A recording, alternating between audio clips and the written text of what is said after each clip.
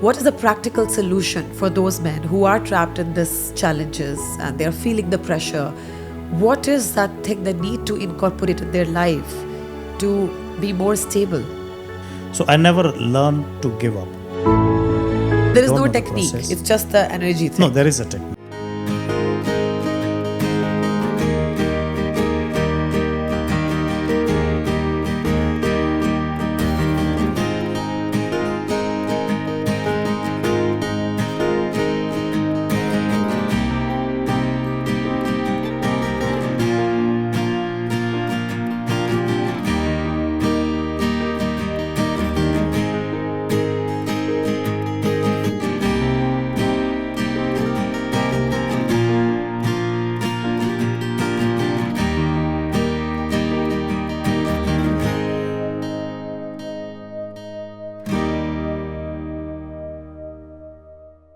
Welcome to Heal with Zainab, and today's episode is quite different with the previous episodes I've done, because usually we always talk about women health, we always talk about women mental health, what they go through, the challenges, but it's very less talked about in current society about men. What men go through, the kind of challenges they go through, men's mental health, because there are very few spaces where men are allowed to be, I will not say to be themselves, but how exactly they feel. And they have a pressure to be, to be strong, to be silent, to provide, to protect, emotional suppression. And we have never actually understood the challenges, what they go through. And I think it's very, very important for men to have that kind of space. So in today's episode, I have a guest who has lived a corporate pressure, who has been into Himalayas and stayed in silent and tried to understand who he truly was. He had a very transformative journey of driving all the way from Dubai to India through Pakistan, which was also very, very interesting, and what he had to go through, what was the game changer, and how all of these experiences made him who he is today, and how it is so relatable with men these days. So do not forget to click on the bell notification and a subscribe button if you don't want to miss any of the future episodes and even in this current episode, because this is going to be very helpful for men, but other than men, those people who want to understand men deeply. And so welcome to my podcast. We have Mr. Peenesh Sanghvi. Thank you so much for joining us. Thank you, Zainab, for this podcast. Mental health has been a very crucial topic, I guess, these days for both the genders. Deep connections with it. So yes. It's a pleasure to be here on your podcast talking about it. I always say that we women have very different dynamics when it comes to friendship as compared to men. And I have spoken about it in my podcast as well, that women have some sort of channel to express themselves. Either they have this they have this women's circles. They have a bond with their mothers, which is a very different bond of what fathers have with sons, right? We express what we feel like expressing. We share our problems with our best friends. We have sisters. We have our own set to really channelize if we are feeling down. But unfortunately, what I have seen, that even men who have really good best friendships, maybe better friendships than women, I would say, but they do not have that kind of bond in male friendships to be vulnerable with each other. In some cases, maybe exceptions are there, maybe there are, but they cannot show their vulnerability. And we see, even here in Dubai and all over the world, especially in South Asia, and even in Western countries, they have a different set of problems. There's a lot of pressure on a man to provide and to take care of the entire family. Sometimes it's extended families, like, they have a lot of pressure. But at the same time, they have a pressure to look very strong, to feel very strong. And how do you see that? First of all, have you been into that pressure? What is there for a man? How to channelize that? So, first of all, yes, it is true that I have been in that situation where I've been under pressure, and it was not easy to deal with it alone. When it comes to communication, yes, women are much better in communicating these thoughts amongst their groups. But men, they first of all rarely find a group where they could openly talk about it.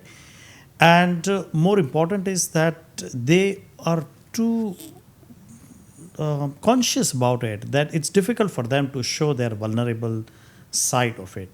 I mean, they are always competing or proving themselves all the time, even in circumstances where it is not required. And maybe for that reason, men have difficulty in showing their weaknesses. And why do you think is that? Is it a programming? Or is it men are born like that? Or do you think they feel that, oh, people will not take us seriously if we are so vulnerable? Because vulnerability is also sometimes get equated with weakness.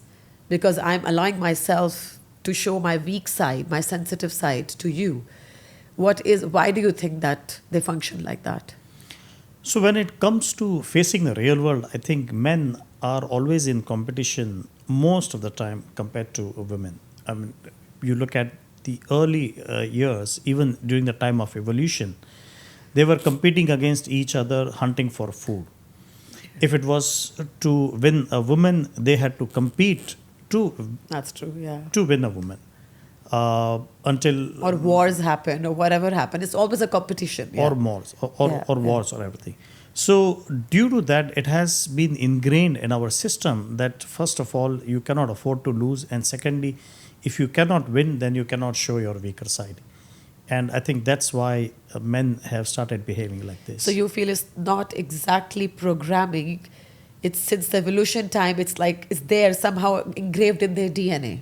In their DNA, Kind of a yes, thing. yes, Okay. yes, could But be. now things are changing. Like there's people are talking about and they're asking men to it's okay to cry, this kind of things are happening.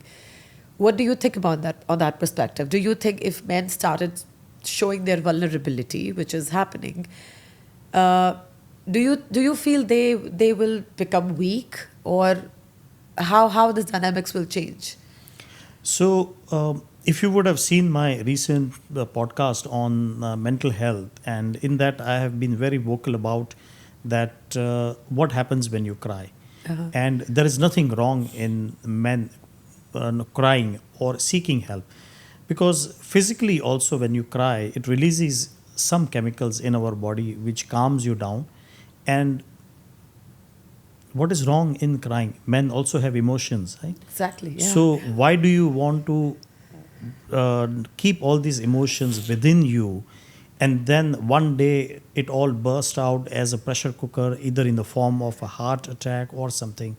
No, I think there is an easier way to vent it out. It's just that you need to find that comfort in the person to whom you can share these things. And I feel also historically, we used to have those channels to express that emotions. Like wars were there, right? Okay, you don't need to go and kill people out there, but that is everybody historically were be a part of war, or they were traveling, they were sitting in nature. So they were kind of means of releasing those emotions. I feel these days we are not living in that circumstances where you have many means to express. All we are doing is we are living a corporate life, or we are sitting in front of computer. It's more of the consumption. We are more on a consumption journey, right? That's So there true. is not much way to release. So the tears and flowing down is the easiest way. Just cry if you feel like crying. But do you feel there are many emotionals like this? What you can say, emotional safety places for men. I don't feel they have much. Like if suppose a husband wants to cry in front of a woman, maybe a wife, maybe yes, but nobody can cry in front of children if their family is there. I don't think a man would be able to cry That's in true. front of their own children, because That's true. he is the leader, or he want to lead, and if the leader is weak, because that's considered as a sign of weakness, unless you program otherwise that okay, it's not a sign of weakness. It's like it can bring the chaos in the family. So I don't feel that many men do cry in front of their families. There is not good emotional spaces available. Yeah. That's true, absolutely. yeah. Because if you see a leader weak, then the whole army falls. Yes. And Yes. it takes a lot of effort to have that culture and that openness in the environment, in your house, where you can help your family members understand that crying is not necessarily the sign of weakness, because at the same time there would have been so many opportunities where the very weak person, which is the leader of the house, would have achieved something, and that would have been due to the sheer effort of strength, intelligence, and everything. So, not always crying is weakness, but that's possible only if you have been able to have that open conversation Yeah. and But discussion. okay, also, first is that there are people who wants to who can cry, and maybe after listening to this, or generally there's a lot talk about, maybe they are crying in front of some people. Now, but there are men out there who cannot cry and they don't want to cry. Now, how to deal with that emotional suppression that they are dealing with at workplace, and they don't want to bring that pressure at home, which is of course makes sense. Why would I want to bring my pressure to my family, right? How to deal with those challenges, and especially let's talk about people who are working abroad, and there are so many I know right now who are working in Dubai, or their families are back home, they have to send money, in what circumstances they are living in, how exactly that kind of emotional suppression that sometimes you feel. And sometimes another thing, I still feel woman has a choice. I have a choice to either sit at home and be a homemaker, or I want to go out and work. I really don't feel, and this again very less talked about topic, that men have that choice. They don't have a choice of sitting at home and be a homemaker. Maybe they feel like being a house husband or raising children. They are not ambitious enough. But in our society, we look down upon a man who chooses to sit at home. Nobody would respect that man. Nobody, and that's somehow very natural to know this person is good for nothing because he's not earning money. So there is a given thing. You have to earn money, no matter what. How do you do it? Which profession you choose? You have to provide for a family. So they don't have that edge what a woman has. I have a choice, or like do or not do. So what do you think about that? That pressure that is building up, that I have to. So things are very different. So, first of all, if it is work related pressure, there is no way that you could express it very freely, openly at workplace. That means you cannot afford to Obviously, cry no, you at work. can't. Yeah, Correct. yeah. So, work related pressure, then you bring it at home. And you cannot discuss those matters at home because nobody would appreciate that. And then it shows up in any of your domestic issues where there are not even real issues for it. So men has always been in this In this chaos. Yeah. compromising situation Yeah. where first of all they don't have an option of being a house husband, right? And as you rightly said, they would lose their identity, respect, everything. So those options are never available for them.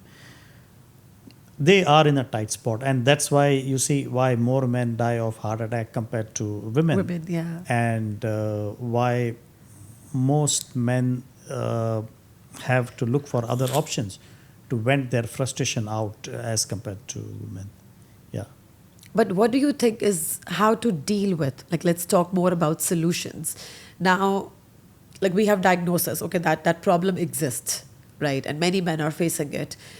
Now, what do you suggest? Because you are you are a meditator, and you're a motivational speaker as well, and you have spent your time in Himalayas meditating, and maybe you must have come across some monks, and so you might have a very different side of providing solution.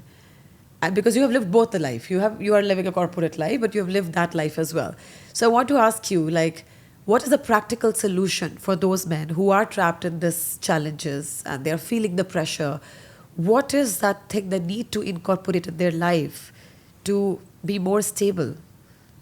So so of course it will vary from a person to person. But in my case, what worked was the determination, and also because I was considered to be a bit aggressive, a rebel when I was a kid. So I never learned to give up. And whenever there were situations like this when I could not find a solution, and the only thing that every time popped up in my mind was that I have never given up in my life, and how can I give it up now? So fighting was the only option for me. And then I started looking at this, that this emotion is also a form of energy. Anger is a form of energy. Now it is up to me how to use it. So I started using anger in a constructive way, where if something wrong had happened to me or someone had said something to me, instead of reacting, I would use it to constructively do something and show it back to that person, and that would shut him or her up. So I started channeling my anger or those energies, and then as the practice went along, my anger also uh, subdued. Frustration was not there at all, and that mental pressure was not there. That's a beautiful way of looking at it. And I also feel that anyone with a lot of anger, or, I mean, it depends on us because energy is there. It's like, I would say, it will work like a bomb internally if you are not channelizing it properly. It has to come out. Yes. It has to come out because that's a universal law. Like energy cannot be inside it. So either you do it in the form of, some people do paint, some dance. If you are not doing any creative thing or any productive thing in life, it will come through anger. It will come to cause harm to other people, right? So there's a beautiful actually thing what you say, that if you are dealing with that kind of frustration in family, or you are like abusive husband, and I know so many people who do not want to harm their family, but somehow they do, right? And they put it themselves in guilt that, okay, I don't want to scream at you, and they give the guilt trip, oh, because you did this, that's why I did that. But actually you need to just sit with yourself and see where I want to channelize this energy, and just change the way, like what you did. Yes. So you did something Yes. different in your life and make it more productive, and that anger, you think it helped you in reducing that anger and frustration what you were feeling. True. And at some point when I learned meditation, that helped even more. So you learned it in Himalayas? No, I learned meditation.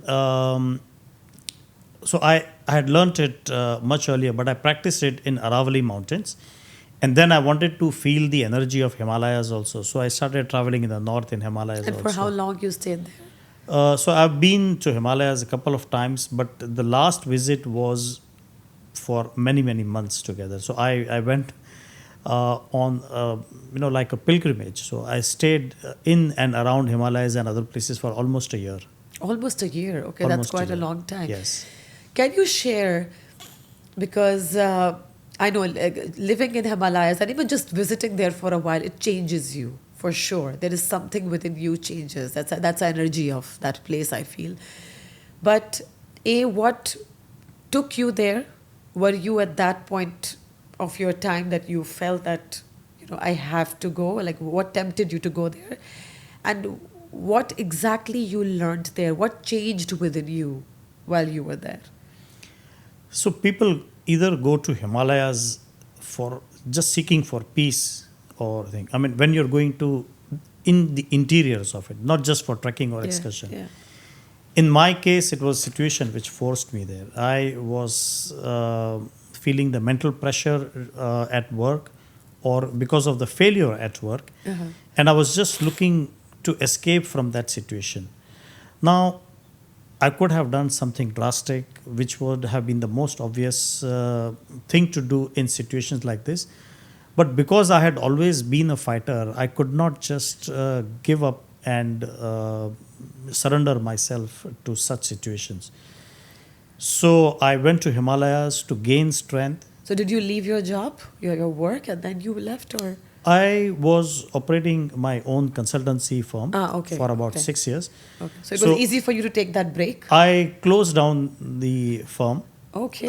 I winded up, almost winded up from Dubai, sold most of my assets because I wanted to declutter also. And that was quite a brave move. It was. Not many people can do that. Yeah. So I went with the mindset thinking that I may or may not come back. But if I come back, I would be a different Peenesh altogether. till that I'm not coming back. And that effort, which I thought would take 3 or 4 months, actually took 9 months. Yeah. Yes, but I came back with renewed energy. So you felt that rebirth happened. It did. It did. I And lost what is the 14. major difference you felt within yourself in before and after, if you have to say? So, fear was the main one. I had faced death there also in the Himalayas, not once but several times. Okay, it didn't happen naturally. I was inviting it only for the reason because I wanted to see that till what length can I go and get rid of the fear. I had to do that because, see, the place where I was staying, there were hardly any humans around. And other than meditation and doing my chores, all I was doing was just observing nature and reading everything, like including the shape of the leaves or how the ant moves on the ground and why this bird is behaving like this, stuff like that. You become so observant of the environment around that every small movement leads you to think something. And that's when I faced something and I said, no, the only way to get out of this is to face the fear. So this is what I learned during my this And what have you, journey. like what purged out? Because I know fear is one thing which we all have somehow, right? What fear that purged out from you? Like, was it a fear of losing something, or what was that fear? So during that phase, meditation and then contemplation, and then there were times when I would get these very strange, weird thought and a thought after another thought, and then it led to another thought. And at some point, I felt as if it was like a spiritual download. And I started thinking about fear. I understood that the only fear that we are born with are actually just the two fears: the fear of darkness and loneliness, if you're left alone. We are not scared of getting burnt or falling down or getting attacked by someone as a newborn baby. These are all the fears that we accumulate when we grow up. And then the fear of losing your wealth or relationship issues or things. And if you shed off all these fears, then you're left with the original two fears that you're born with. And I thought the only way to test it is to face the fear of death, which I did. And when I got rid of that, then I understood that if you have shed off the fear of death also, then there is no fear left. And that is the strength that I was looking for to face the fears of the corporate world or going back to the corporate world. Yeah. Yeah. I feel it like sometimes, I mean, it's so interesting you mentioned it because it's a recent experience that happened to me, like when I was coming to Dubai and there was some flight chaos that I've experienced, which I've never experienced in life. So turbulence I have experienced, but because you're talking about fear. And I've always thought about that, fear of death, like I don't mind dying anytime. I don't have that fear. I don't have that fear. And there was a turbulence that lasts for 45 minutes, not 5 minutes, not because the weather condition was really horrible here, right? Yes. So, and it was not a normal turbulence. It was literally like I was jumping off my seat, like literally here. Right. And I was holding tight and there was no one sitting next to me. People were praying and there was also, chaos in the plane. They were praying, they were crying. And at that moment of time, I felt like just what you said, that actually I don't have the fear of death. Like I don't mind, okay, I want to die. But I did have a fear of how I die. And I'm like, okay, I don't want to die like this, like not in the plane, not in the air. Yeah. Or I don't want my body to be burst into pieces, So human mind is so weird that you start strategizing that, okay, what am I supposed to do if this happened, if plane crash happened, if this, that. So you experience, and many people told me, why did you take that flight? But they don't understand. Sometimes we give that extra money to buy those experiences, which God somehow knows that in this point of life, I had to experience my fears. I had to face it. Because sometimes we like to live in denial, right? We like to label ourselves, I'm this, I'm that. But how would I know I'm that, I'm this, till the time I am in that situation? Like maybe like you were in that Himalayas and you were having that, I don't know what you experienced. Was it actually solitude or was it loneliness? But when you experience this in a very detailed way, only then you come to know that layer of you that, oh, actually, I have this fear. Whatever it is. Was it a fear of death for you or whatever it is? And that really actually helped us, in knowing ourselves in a better way. So during one of the practices of meditation and whatever else that I was doing, I had already shed the fear of death long ago, even to the extent that I would practice a different form on how you would want your death to be and what is that feeling in those last few seconds or moments. So I would mimic it by going in the swimming pool and see that for how long do you stay, what exactly is your thought when you're actually Okay. under the water. So you are that adventurous person who would like to experience everything, right? To see, because Yeah. see, I mean, the only way you can experience death is by dying. Yeah, by experiencing it. There is no other Yeah. way. People say they have near death experience. Near death experience is not the same as the experience of death. It is Yes. close to it. But Yeah. the experience of death can happen only when you are dead. So I wanted to see what exactly is your thought, or how suffocating, how troublesome it is when you are on the verge of it. So suffocating in a different manner. But of course, I'm not suggesting anyone to try and do that. This has been taught by a yogi to me. So it should be Under a proper thought support guidance. Yes, Yeah, only yeah. under proper guidance. It's not meant for everyone to do it. And secondly, it's not possible for everyone also to do it, because your mind has to be ready for that. Only then you are supposed to practice. Yeah. My guru knew, or he felt that I was ready for it, and therefore he guided me how to do this. But I would not suggest anyone else. And what was to do it? this. How to stay, or how to be mindful when you are in that last moment of death, Instead of being in panic. instead of Yeah. panic. So there are different ways how you could do it. In the forest, it was much easier. You could face any of the wild animal and still stay calm and maintain. And how to do that?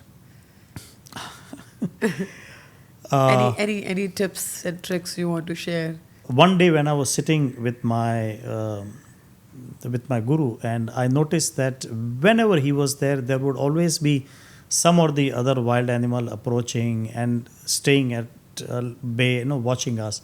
And then I understood that he had that energy around him. There are ways how you can protect yourself from those animals. And when I was little suspicious, or let's say little curious about it, and I asked him what were the methods that he was doing, and he demonstrated where the animal would approach, come in close contact with him, and not harm, not him, not me also. And those are some of the techniques. When you create a safe environment around yourself. If you can do this, in the forest, protect yourself from wild animals, why can you not do it in the real world as well? And what is it? And in real world, we have more wild animals, so we need more of the protection. But how? So let's say, in simple words, just creating an energy field around you, Yeah. and that shield protects you. Number one. Secondly, the vibrations that because animals get attracted to vibrations. They can sense it much faster and better than us.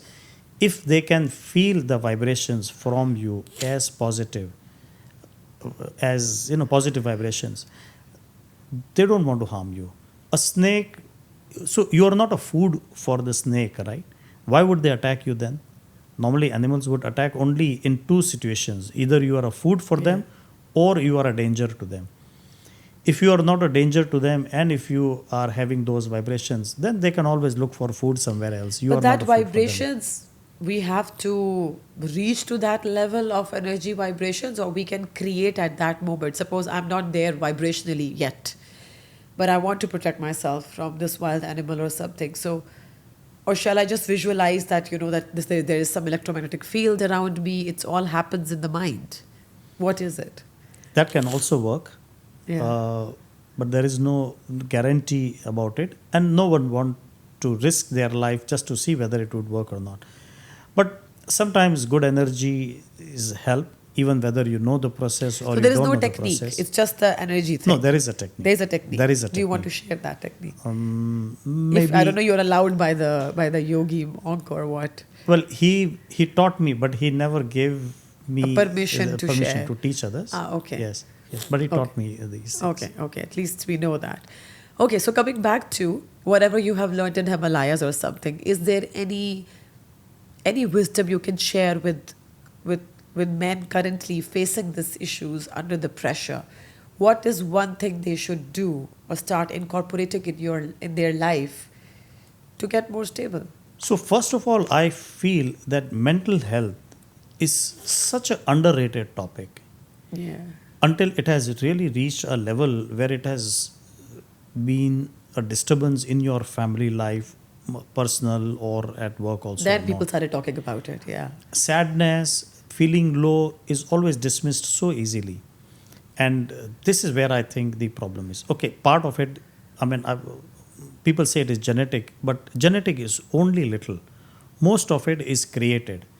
Frankly speaking, 25,000 years ago, we never had mental illness the way we have now. Now, Or maybe it was not even existing. Yes. So in those sense, at least we know that this is a self-created illness, right? Yeah. Which is because of our own environment. A 6-year-old child never understand what does depression mean. They never feel the need to commit suicide also. 6-year, 10-year child. And it's only if we have the right environment, which means that the onus is on the parents and then all the other family members as Yeah. well, then I don't think anyone would ever feel the need to think on those lines. Suicidal thoughts or such things come to you only when you feel that there is no way out. So really speaking, let's say suicide. What exactly is suicide? Suicide is you Giving up. Yeah. want to end the pain that you're going through. If that is the core of this whole act, then there are other ways to end the pain, right? But because those avenues are not open to that person, and therefore this person is forced to take this step. And secondly, and this I'm saying it from experience of talking to people and helping people and many other ways of experience, no one ever succeeds in their first attempt when they commit suicide. No one. It's very rare. So if that is it, then why don't we pick up those signals? Family members would have known, right? Yeah. If they pick up those signals, that every person who has ever had a thought of committing suicide could be saved. But okay, if some people have these thoughts, or like I said, they are undergoing this kind of pressure, they have no means to channelize it, they have no means to share it. What are you suggesting to these men? What is there any steps, anything that they should be doing it, or they should start doing it? Talk to someone. Talk to someone And if they with don't whom have you someone? can connect. Yes, that is important. In my case, what worked was I was very close to my mentor. He used to be my ex-boss in KPMG. And he knew much more about me and everything, much more than anyone in my family. So in most cases, good that if you have such a person within your family, but it rarely happens, you would always find someone outside of your family. If you have that one person, then that helps a lot. The only reason why anyone is depressed or thinks of committing suicide is because they feel they are alone. Antidepressant medicines have rarely helped, or at least people whom I have spoken to or whom I have healed or have helped, they all have had ill feelings after taking antidepressant tablets. Yeah. What really helped was talking to someone. That's the biggest that has therapy helped. ever. That is the biggest That's the therapy. biggest therapy. Yes. But if you are blessed enough to have those one or two people around in your circle, and sometimes I feel maybe we have, but we don't want to open up because this fear of being judged is also very Yes. real. Yes. I'm pretty sure that we all have someone, but we don't want to seek help because, okay, what if that person think that of me? What if that? So this again a complication of mind of thinking of this what if, what if, what if. That is stopping us from taking So this step. when I noticed this in one of the person that I was dealing with, and I saw that the only reason why he could relate to me is because he knew that I will not be judging him for this. Yeah. So isn't that a crack in our social fabric where we have become so judgmental that every person who talks about his sadness or thing and we start judging him? Why do we have to do that? Not only judging, I feel like labeling is very, very common that, oh, you are so ungrateful. And I know that this is coming from the place of love and concern that, oh, why are you feeling this way? I want to uplift you. So I'll start telling you, you're so ungrateful. Why can't you see this? But at that point of time, I don't think anyone wants to hear any solution. Yes. Or anyone wants to hear that, oh, what good things I have in my life. All they want is to be heard. That is true. And not many people have that capability to hear someone. Everybody wants to provide the solution. Okay, do this, do that. Maybe just be there and be present and listen to that person. 100%. Yeah. I fully agree with you Yeah. on this. We are not opening up because we don't have any solution in our mind. But there is something else going on, and that's why all you want is just someone to hear us out, right? And that person is not looking for any sermons from you. So best approach is to let the person know that whatever that feeling, or at least this is what I did. The first thing that I told him is that there is nothing wrong in getting such thoughts, and I am one of you. That gave him the comfort that you're not the only person who has got these thoughts. There are many others Yeah. also, and this is very common. It's very common to feel like this in a situation like this. And then, of course, just try to listen and give them that comfort. Yeah. Solutions and everything comes later. But what I have seen, what works is that when the solution comes from within, that works rather than you trying to suggest it. Yeah.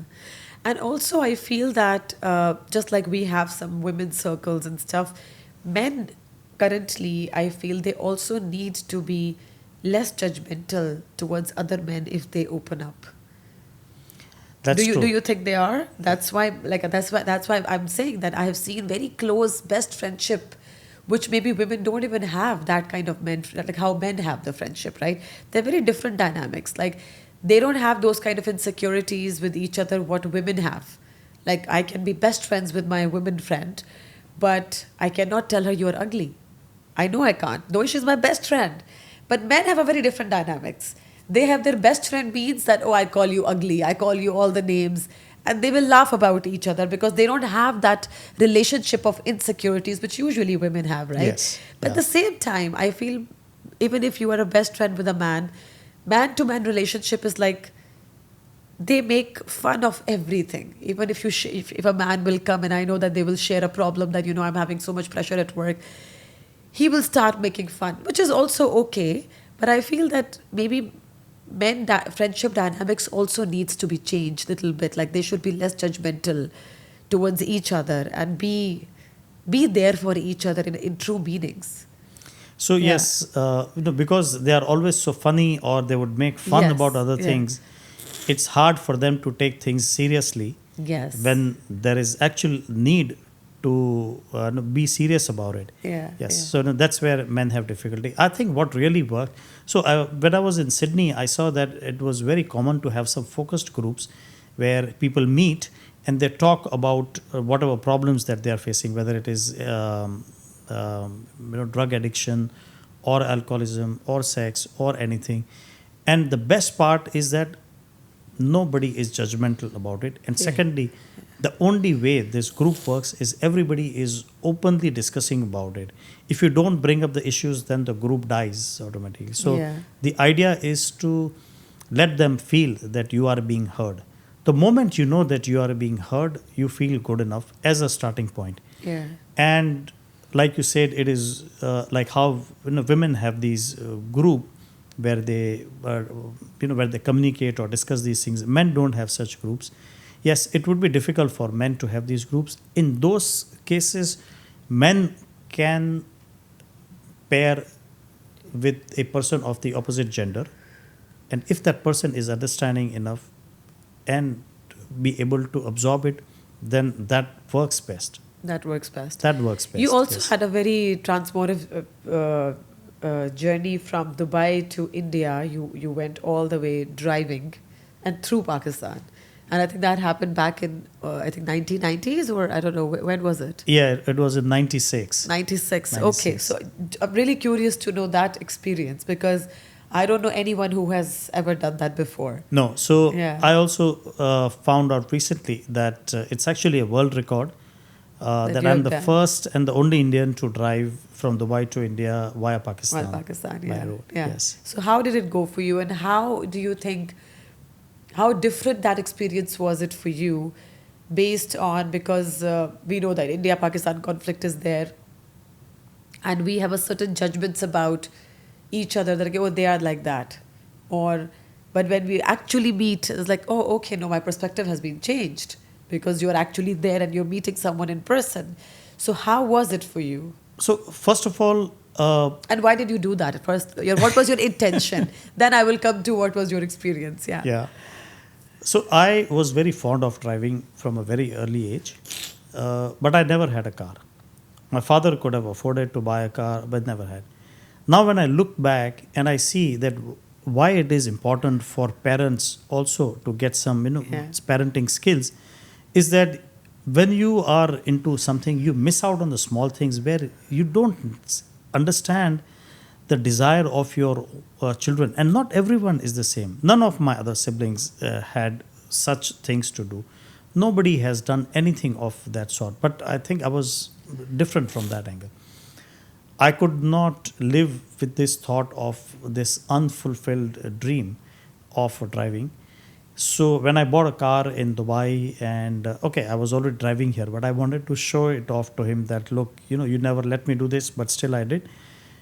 Not realizing that, do you really have to go to this length to prove your point? Yeah. But at that time, I was so single-mindedly focused on doing this under And any how old any were you at circumstance. that time? I was 26. Ah, okay. You're too young to, yeah. That's Too why. young. That's why you were that adventurous. Yeah. I was. So, okay, I've always been adventurous, but there was no need for me to go to this length. I mean, I risked my life. But this mission was, it was like, bigger than my life as well. And therefore, even when I faced life-threatening situations, so like I was taken at a gunpoint in Balochistan, Yeah. and all he wanted was to shoot me and take my car.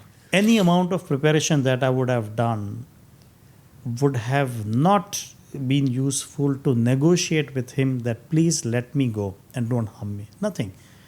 But the only thing that worked was I was very honest, clear, and when he realized that this is my hard-earned money, and he said, तुम अगर जिंदा बच जाओगे तो दूसरी गाड़ी खरीद लेना. I said, no, this is, ये मेरी मेहनत की कमाई की पहली गाड़ी है, and I will not be able to watch you drive off with my car और मैं यहाँ जिंदा पड़ा रहा हूँ. मैं जिंदा तो ये देख नहीं पाऊँगा. So he said, तुम एक गाड़ी के लिए मर जाओगे. I said, look, I don't want to die, and I want to prove it to my father, but you are holding the gun. What can I do? So did you, like, is easy for you to negotiate with a person who had a gun on your head? I can still feel that 9mm pistol nozzle, touching my neck. Yeah. But frankly speaking, at that time, I was not even negotiating, nor was I pleading. Yeah. But I was just You were being just telling myself. the truth, that this is why it's so important for Truth me. Yeah, and okay. honest. And then I understood many years later when I studied psychology and other things that this is who I am. If you ask me to do anything at a gunpoint, you will never succeed, right? That is how I am. Yeah. If you reason it out and rationally, yes, then I will do everything. But did it whatever. work? He worked. let you go. It worked. And okay, I may say that it was by honesty or thing. But there was divine help, divine intervention, and this is what they say कि आप जब किसी चीज़ के पीछे पड़ते हो तो फिर पूरी कायनात आपके साथ जुड़ जाती है to make it happen, and that is exactly what happened. He said चले जाओ यहाँ से before I changed my mind.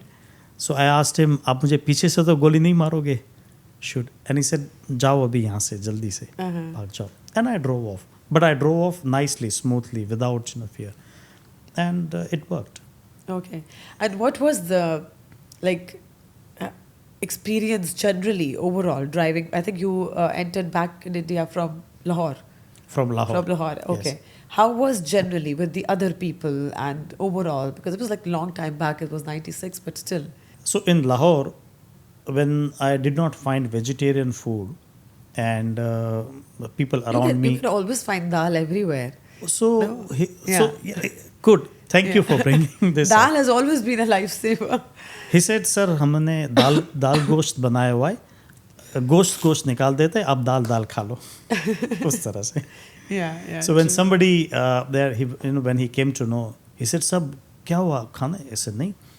He said, "आप चिंता मत करो, मैं घर से बना के ले आता हूँ." And his wife made aloo paratha for me, and that was the level of support.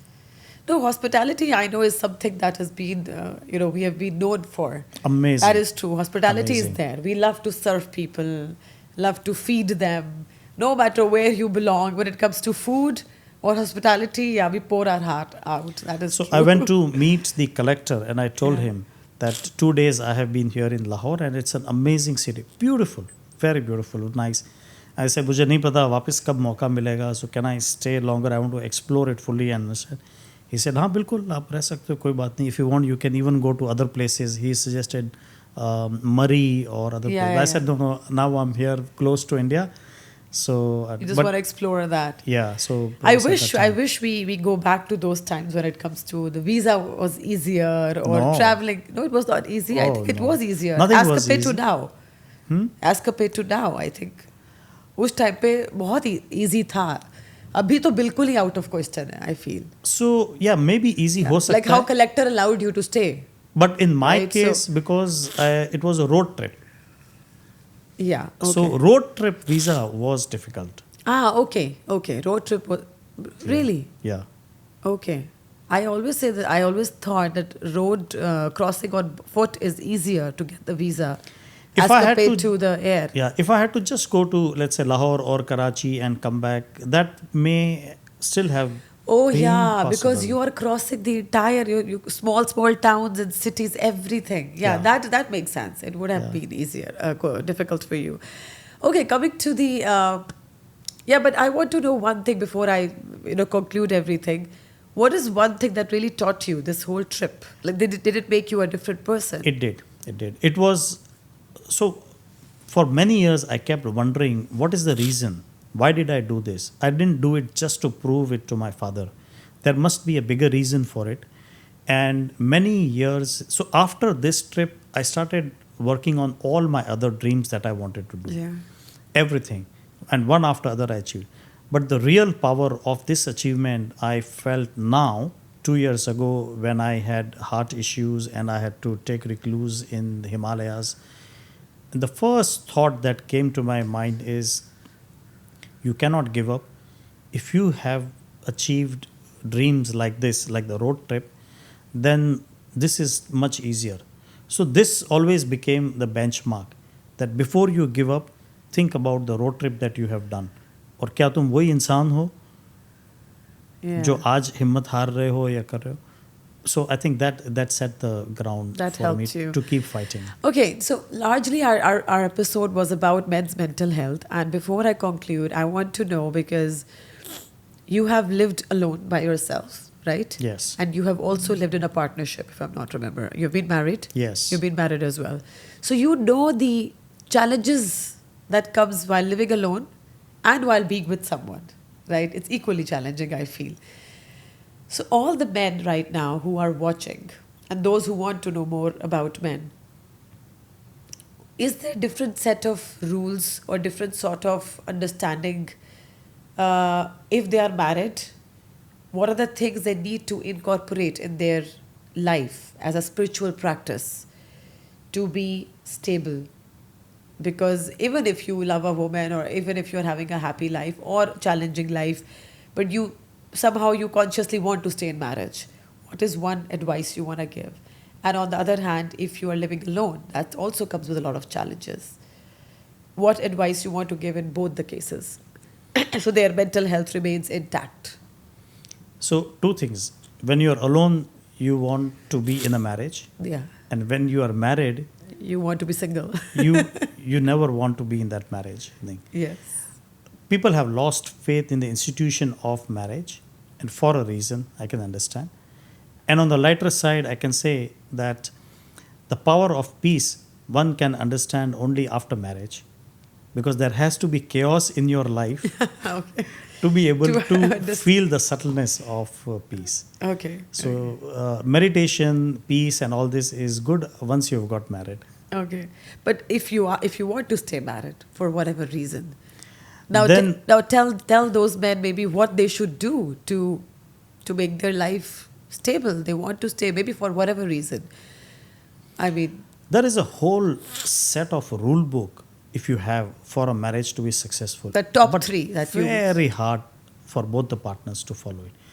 Compatibility, yes, that is at most, but where do you have the time to check compatibility? At that age, there are other things working on your mind, and you just want to get married, right? And all the other discoveries happen later on, but you are already in the marriage. There's hardly anything you can do Yeah. to fix it. But if you are fortunate, and if you have, so personally, I feel every person, most importantly women, everyone should study psychology. If psychology was made as a compulsory subject during school and college, it would resolve half of the problems. And some of those skills about, But I feel, okay, psychology definitely helped you in identifying the issues. Oh, we have this issues, or labeling them that, oh, you are this, I am doing this because of this. But unwillingness to improve what you have would be that's the main thing I feel. If a person, no matter how much I know about psychology, human behavior, labeling, identifying traumas, baggage, but if I don't want to work on it, I don't want to work on it. I think Yeah. willingness is number one. Yes, And it even is. if you haven't read psychology, Yes. but if you have a willingness that, I love the person, I want to stay with you, both of them, not because it cannot happen single-handedly, right? yes. Then I think that you will find a way. I have to live with you. Okay, let's figure out how can I progress myself? How can you improve? And only then I think that's the only way maybe it would work as well.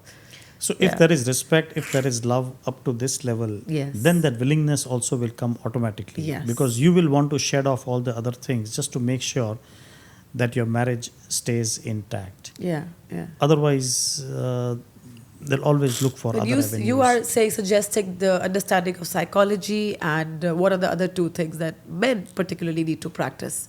But we could have a session on Whole session on this, I can imagine. On this, yes, Yeah. yeah. Yeah. But most important is that space and the ability to understand the other person's perspective. This doesn't come easily. Yeah. No. If you are, I mean, it's not possible for everyone, but when you understand the karmic relationship, when you understand what is the reason that I am with this person, Yes. is it because of something in the past or something, then it makes so much easier that why is the person behaving like this with you, and therefore this behavior is acceptable, and you just live with it, not deal with it. Live with it. Yes. Okay. And that's Acceptance mainly. Accept. correct. Okay. Correct. Acceptance. Because there is a role for you to play and allow that person to behave in this uncouth manner with Yeah, you. yeah. Yes. And what about those who are currently living by themselves? So I have helped a couple, very toxic relationship, very toxic, troubled marriage thing, and he had met many therapists, marriage counselors, nothing worked. The reason why it didn't work, or this is what I feel, and this is what he also shared it with me, is that they would always be limited by time. And secondly, what experience do they have other than listening to others? A person who has gone through this would understand it more. You can talk about suicide and other things, but the person who has actually dealt with it himself understands that what is the psyche of a person who has a suicidal thought, or similarly even for marriage related issues. What worked in our case was hours and hours of talking between us, and because the trust was there, so we were not judgmental, both of us, Yeah. each other, in whatever I was saying. And that brought in a lot of clarity. It reached to a point where earlier the same couple were fighting about their possessions and how would it be distributed. And husband and wife, they were not living in the same house in spite of being in the same city.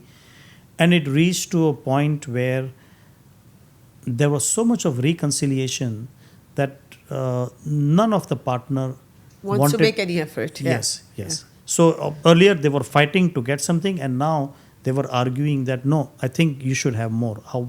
What else can I give to you? Stuff like that. Yeah. So this is one of the way that actually you can work out things. Yeah. Before we conclude, I mean, you're so right that we can go on and on when it comes to relationships. But I always ask this question in the ending, that what are the top 3 habits or advices that you want to give to people who want to be healthy, whether it's emotionally healthy or physically, mentally, it could be anything. That you feel that, okay, no, you are sorted. You don't need to go out and invest money or go to Himalayas or go to this and that. Not everybody can do that, right? Just by being at home with wherever you are, with minimum cost, just start doing these 3 things and you are sorted. You're good to go. Start from here. What are those 3 things? So physical health and emotional health separate, but at the same time they are both connected. If you are emotionally unhealthy, it will manifest in your physical health also. So I give importance to emotional health first, and the onus is not on the person who is suffering. But what to do? Like 1, 2, 3. Do this for your emotion. Your environment has to be perfect. Yes. Yeah. Environment. But environment, can we actually control our environment? No, it's the others who have to understand this. Okay. Yeah. So the other family members. Okay. Yeah. Mostly. So it starts from the family and then outside. And there would be so many things that would disturb you, but so you'll have to learn not to get disturbed by these things. But don't keep anything like in my case, if I would keep anything deep down inside, it would stay for years together. Okay. So I learned a technique that the best way is to, when the time is right, show it back to that person so that that thought or that thing is out of your system and you're not suffering because of that. Okay. So this is what worked for me. And then physically, yes, I had a very strict regime. I believe food is your medicine. If you treat food as medicine, there will never be a need to take medications. And there are so many natural ways how to heal yourself, including any of those symptoms. So right from the simplest one like sinus, headache, to the extreme of healing yourself, heart ailment, cancer, or whatever. And for your spiritual health? Meditation. Just meditation. So your top 3 is the environment where you are in. Be very mindful of that, right? Food, the quality of food you're eating, that can act as a medicine. And the third one is meditate under whatever circumstances that is going to keep you holistically overall healthy. Yes. Right? Yes. Okay. Thank you so very much. It was great, and I don't even feel like where the time has passed. Very fast. Yeah. Thank you so much for all your wisdom, and and I think we are looking forward to when this podcast will release. Thank you so much. Sure, certainly look forward to. Thank you for inviting and allowing me to share on meditation and mental health. You're most welcome. Thank you so much. Thank you. Thank you. Pleasure.